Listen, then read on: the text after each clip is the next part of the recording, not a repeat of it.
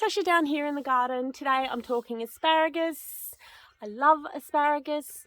If you don't have it in your garden, I really recommend that you get some in your garden. And one of the main reasons why I love asparagus so much is that once you plant it, you can have asparagus growing for up to 30 years. And there aren't too many vegetables in the garden that have that capability. So I highly recommend getting some asparagus in your garden this autumn. Now, there are two ways that you can grow asparagus. You can grow it from seed and you can grow it from a crown. Now, seeds are great, but of course, if you're growing asparagus from seed, it's going to take a lot longer to get to that harvest point. But another thing about growing from seed is that you're not going to know whether that seed is a male or a female plant. Now, why does this make a difference? Well, male asparagus plants produce more spears, and females tend to produce more fruit and berries and not as many spears. So it's going to be more advantageous to have male plants, okay? So if you buy a crown, that is basically the root system of a 2-year-old asparagus plant, okay? And it's going to be more advanced and you're going to get harvest sooner, but also it's going to be more likely that it's a male plant and therefore you're going to get more harvest. So it's entirely up to you, but I grew my asparagus from crowns. Now, what does asparagus need? It needs a really deep soil, because the crown roots are probably about that long. It's got a very deep root system, and I think it also is going to need a spot on its own. It's going to be there for a really, really long time, so make sure you have a dedicated asparagus spot that's not competing with anything else. It's got its own spot and can be left to its own devices, obviously with a bit of love and care. It loves a really, like I said, deep soil, but it's got to be well aerated, friable, and it's got to be rich in organic matter because asparagus is a heavy feeder. So make sure that you are adding in some well-rotted manure, compost, anything that's going to give it enough sustenance when it's growing. Now, also, because of that deep or long root system, I should say, when you're planting it, we plant it onto mounds.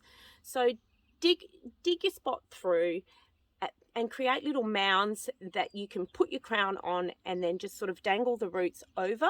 Sorry, I don't have a crown here to show you, but really you do want to plant it on mounds basically to support that root structure that's going to go down quite far. Now, as you can see, my asparagus is completely overgrown. I harvest most of my asparagus in spring, and then after that, I let those asparagus spears fern out like this. As you can see, these are basically all just asparagus spears that I've let fern out, okay? Now, if you look closely at the asparagus plant at the moment, it's really starting to go yellow. This is a good indication that the plant's ready to go into its dormant phase, which is in winter, where you really don't get anything happening with your asparagus. So what I'm going to do is putting all of its energy down into the root system now because it's turning yellow, okay? So this is a really good indication to me that I need to prune all of this fern-like growth off and let all the energy sit into the roots and get ready for its dormant period and then its spring period as well, where growth happens. So what I'm going to do is I'm going to come along. Sorry, I've got all this dew here as well.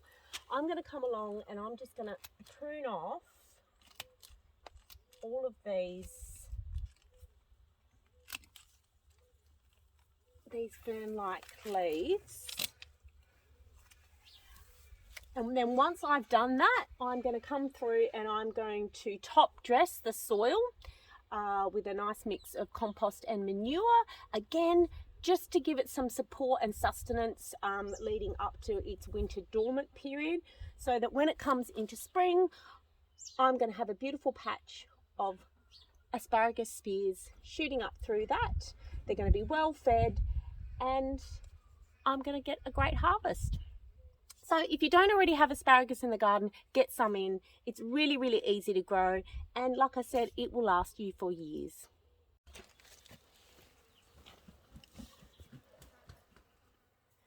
Now, as you can see, I've come in and I've completely trimmed down all of those fern-like growth.